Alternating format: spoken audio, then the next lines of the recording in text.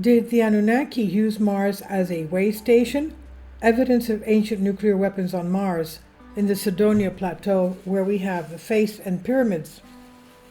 Now, I'll also direct you to the playlist I have of the Emerald Tablets written by Thoth the Atlantean, and he explains in there that Mars used to have an environment just like Earth did, and that one of the generals and his entourage was exiled to Mars, and he was the top general was buried under a face, and his entourage of generals were buried next to the face under pyramids, and that's the face and the pyramids that we see in the Cydonia Plateau of Mars.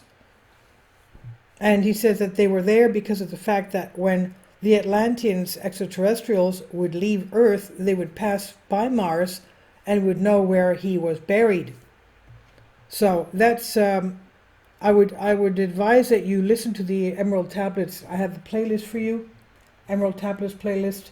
He talks about tremendous technology that they had and their philosophy of life. Now, did the Anunnaki use Mars as a way station? And evidence of the nuclear weapons on Mars. NASA, SpaceX, and other space agencies of the world have a great obsession with the red planet. Elon Musk determined to voyage to Mars by the year 2026. Despite dangers, his aim is to establish a self-sustaining Martian civilization there, and there are many theories in the ancient texts of different cultures that talk about entities from Mars. Is it true that Mars was once inhabited by ancient civilizations?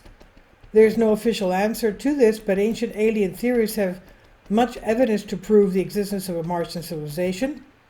In his various volumes of the Earth Chronicles series, Zecharia Sitchin provided ancient evidence, both texts on clay tablets and illustrations from cylinder seals, showing that Mars served as a way station for the Anunnaki gods in their space travels from Nibiru to Earth.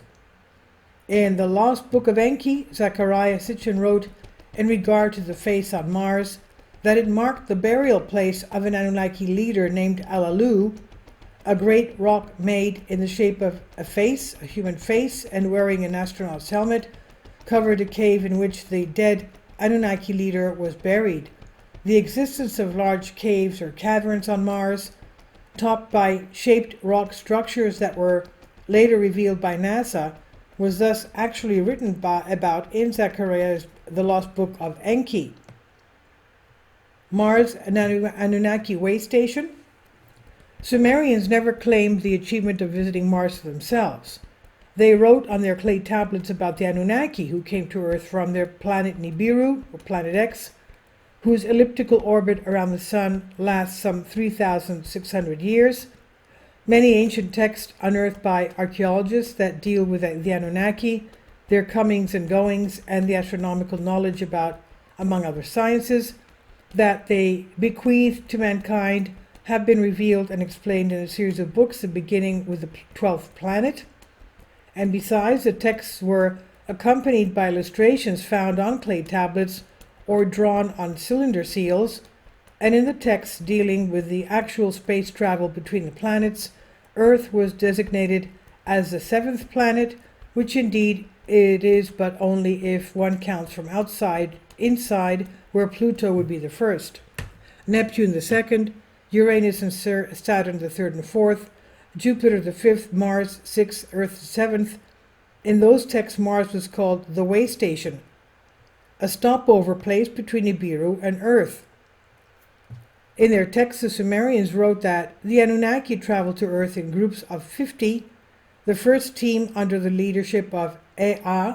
In Sumerian, Ea means the house of water, and it has been suggested that this was originally the name for the shrine to the god at Eridu. Splashed down in the waters of the Persian Gulf, waded ashore, and established Eridu. In time, 600 Anunnaki were deployed on Earth, and 300 more operated shuttlecraft between Earth and Mars. And according to ancient astronaut theorists, life on Earth may have originated on Mars billions of years ago. Now humans are hardwired to want to go back, even in its current desolation form. Some 4 billion years ago, Mars was more Earth-like, but it lost its magnetic field for unknown reasons. Then the solar wind stripped the planet of its atmosphere. Evidence of ancient nuclear weapons on Mars. Mars xenon was found to match closely to a component in the Earth's atmosphere produced by Earth's nuclear weapons programs, hydrogen bomb testing and plutonium production, both of which involve large amounts of fission with fast neutrons. It's been found out that Mars xenon can be approximately a mixture of 70% nuclear testing xenon mixed with 30% nuclear Earth xenon, suggesting that Mars xenon was similar to Earth's before a large nuclear event altered it dramatically. And this has led some scientists like Dr. John Brandenburg to conclude that it's very likely that 2 large anomalous nuclear explosions took place on Mars in the distant past. The big one near Cydonia and the other one near Galaxias Chaos.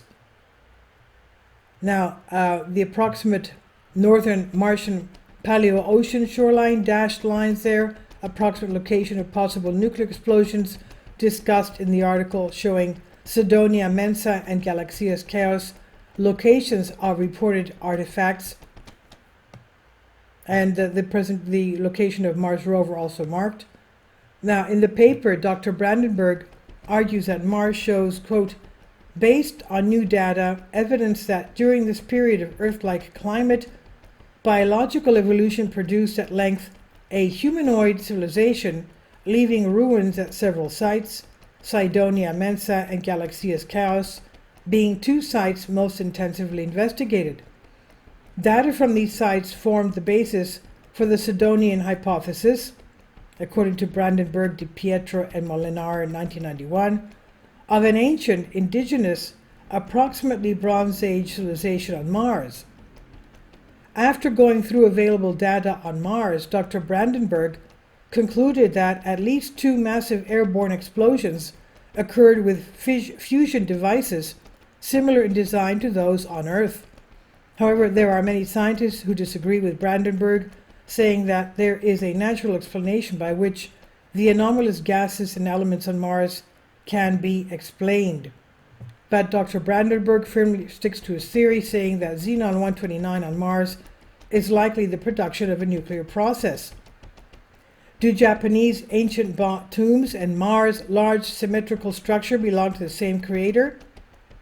In 2013, the author and founder of the Cydonia Institute, George J. Haas, found some anomaly on the surface of planet Mars while checking Mars photographs from NASA's images.